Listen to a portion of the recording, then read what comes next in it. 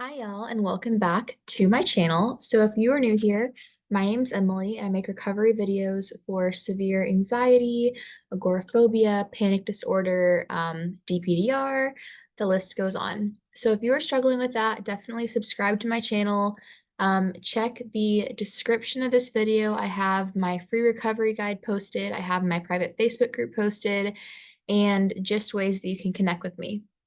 So today, what I want to talk about is basically the difference, and I'm on my computer, so I'm going to screen share, so that's why it looks a little bit different. But I want to talk about the difference between anxiety and anxiety because there's such a spectrum to this word, And I want to explain it to you, and especially, to your loved ones that don't really understand, like when you have anxiety, and it's like, okay, don't worry, but there's so much more to it than that when your body enters this, stress response, hyperstimulation situation. So I'm going to go ahead and screen share in 1 second and show you a website that's a really good resource, and then just also kind of talk through it.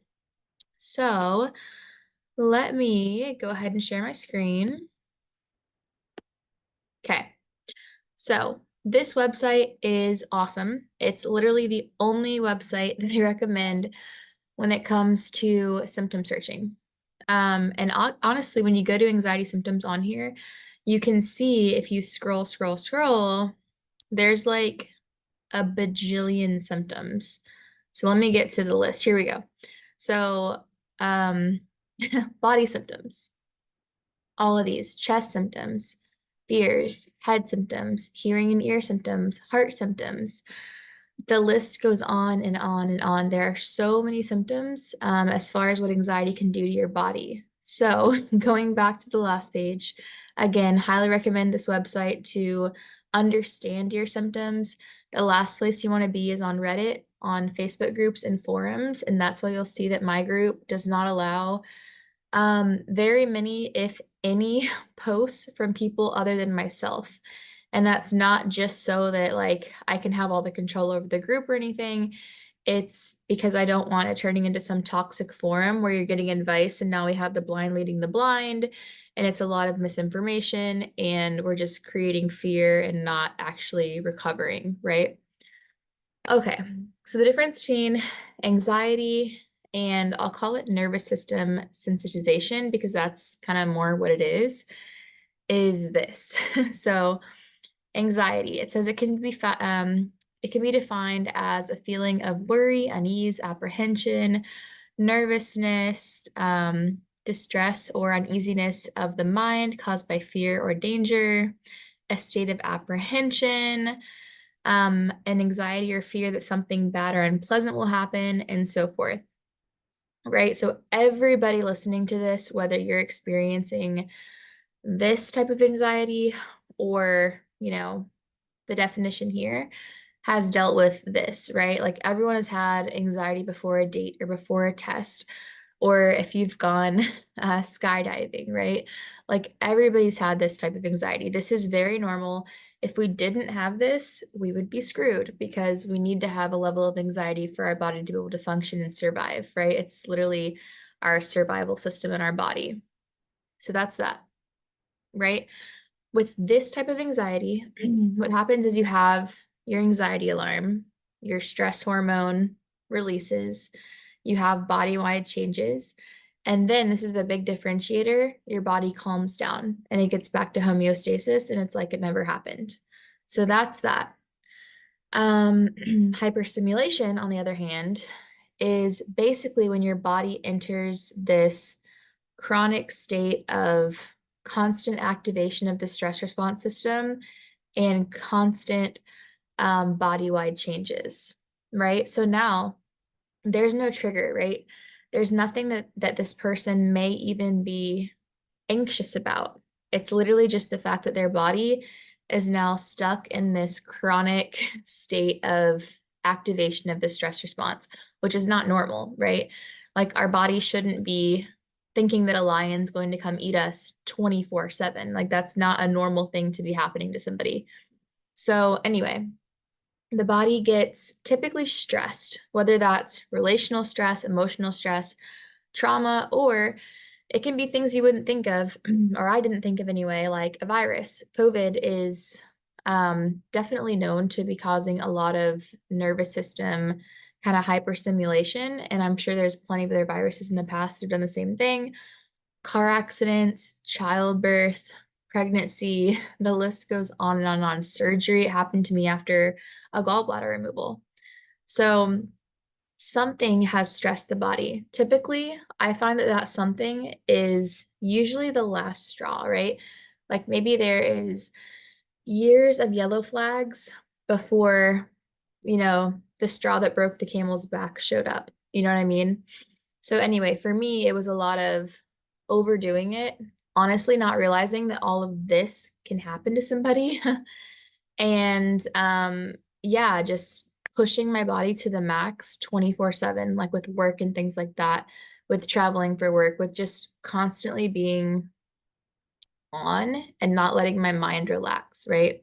So for me, the surgery was just last straw. So whatever that trigger is will happen and it will kick the body into chronic stimulation. So what happens for many people and all people that fall into the anxiety cycle is now we have these chronic body-wide changes. This is absolutely not how we're taught about the word anxiety. So if doctors start bringing up, oh, it's anxiety, it's like, no, it's not, and that's where a lot of times people can develop health anxiety because it feels like, no, I'm not anxious about anything. I have so many physical things going on. It must be something else. So it can definitely lead people down the health anxiety trail, or simply it can make people start panicking basically because their body is in this state and they don't know how to get it out of this state. And intuitively, what we want to do is try to get out, research, fix it, change things, look for the cure over and over and over again to try to get us out of this state. And the problem is when we start doing that, we call it, the 5 F's is what somebody else termed it as, Sean Kassam, but it's fearing, fighting, fixing, frustration, and focus. Those things keep the anxiety cycle alive, right? And doesn't allow your body to ever get out of that hyperstimulation situation. And so that can look like Googling, that can look like constantly going to the doctor after you've already had, you know, everything checked out more than once, right? That can look like coping mechanisms.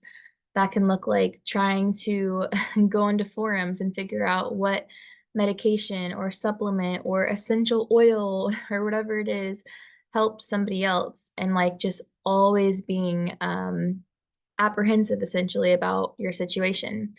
So, what I teach is how to get people to respond in a way that shows your body, hey, we're safe.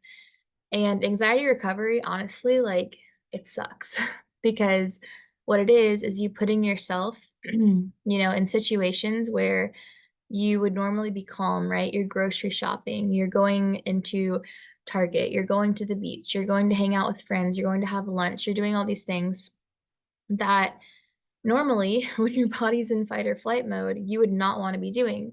Like if there's a lion chasing you, you don't want to go sit down and relax at lunch with a friend because you have 1,000 symptoms. You're sweating. Maybe you have GI issues and you don't want to eat, right? Maybe you're terrified of the symptoms. Maybe you have derealization and nothing looks normal. And there's so much going on with your body. So anxiety recovery is so hard, and it would be hard, I could say, for anybody that would go through this. And if I had asked myself, because I would say, like, I'm a pretty strong person, right? And if I had asked myself before I fell into the anxiety cycle, like, if I'm not even asked myself, if I had looked into my situation from the outside, I would have thought, okay, well, then stop worrying, stop focusing, stop fearing, stop fixing. Like, okay, just calm down. Like, you're fine. You know what it is. But it's not that simple, right? It's terrifying and it's frustrating. And it's all the things that we try to teach people not to do. And so it's very much going against the grain. And a lot of times it's reversing and rewiring habits that now we've built, right? Like habits of avoidance. For me, I wasn't driving. I was not walking outside to the mailbox. I wasn't doing much of anything. I definitely wasn't making plans. I wasn't socializing. yeah, my life was extremely limited. I wasn't staying home alone. I was not even taking a bath by myself because I felt faint all the time. And when we have all of these, avoidance mechanisms in place, when we try to go and tell our body now, okay, we're going to get in the car and we're going to drive. After not driving for a year, the body's like, no, no, no, you're not. Like, you're already in this state and we have to keep you safe. You've told us, you've reinforced that that is a threat. And so you're really going against the grain, and it is super hard to get out of this, but it absolutely can be done. I'll also say that one, recovery is very much an up and down affair. It's not a straight line. I would say if you zoom in, it looks like this. If you zoom out, it looks like this. Like, we're trending in the right direction. But when we look at it, even in a month, definitely a week, definitely a day, but like a month segment, it just looks up and down, right? You can't really tell how much progress is being made. So when it takes a lot of time, this website, I believe, says 2 years once you start like recovering. It's different for everybody. I've seen people recover in months. For me, years. It took a long time for my body to get out of that state, even when I wasn't anxious, quote unquote. You know what I mean? So it's very confusing and tricky.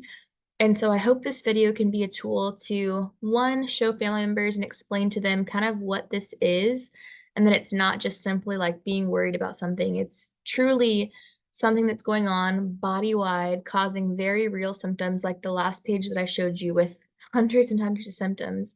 These are real symptoms. They're not just like psychosomatic in your head. You're thinking of the symptoms. They're real things happening due to the overabundance of stress hormones, adrenaline, higher cortisol levels, the list goes on and on and on, are creating, again, very real symptoms. So I want to do that. I also want to let you know that I'm going to film another video soon with my husband, and we're going to sit down and talk about the entire recovery process from his perspective, right? Because he doesn't struggle with this. He's never struggled with this. And so him coming in from the outside is like, what is happening, And it's really hard to support somebody when you don't get it, right? And nobody's ever going to fully get it until you go through it. But I'm hoping that video, it's going to be much longer and it's going to be geared towards support people, right? And kind of to teach them how to help you, what's not helpful. And it's not simply like coddling the person either. It's going to be teaching them, how to really keep this person on track. So it explains the track of recovery, what you can do, and how you can guide them, right, to actually recover and not just cope or deal with this or whatever, right? So I hope this video was helpful. I'm going to post the other video probably within the next couple of weeks. I have to sit down with him. We've got several little children, and that's hard to find a time to both do that. But I promise we will soon. So definitely subscribe, and I hope this video was helpful.